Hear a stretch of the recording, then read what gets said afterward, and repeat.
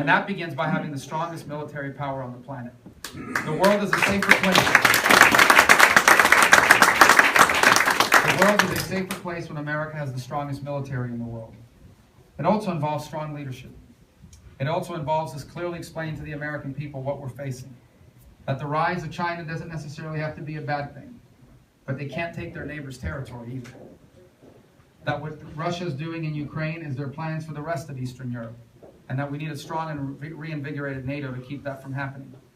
That it is unacceptable for Iran to ever have a nuclear capability.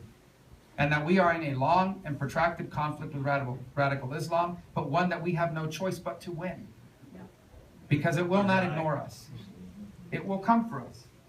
It already has started to.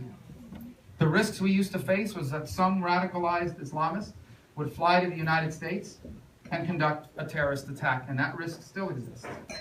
Then the risk was that someone in the United States would travel to the Middle East and become radicalized and come back here and attack us. And that risk is growing. But the latest risk, and the most dangerous one, is the risk of someone who was born here and raised here, who never travels anywhere outside of here, who becomes radicalized at a local mosque or online, and decides to take action and kill people. And that is no longer a theoretical risk. Just 2 weeks ago, we saw what it looks like in Paris.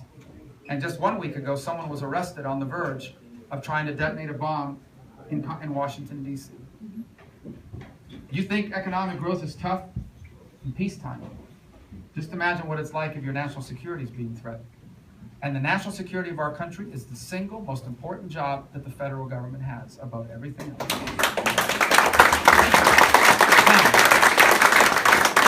Those are our challenges. But we also have extraordinary opportunities. And let me just begin by a very simple question I want you to ask and answer for yourself. What country would you rather be? Despite everything we face, who would you trade places with? What nation on earth do you look at and say, I wish I was them instead of us? The truth is, there isn't anyone.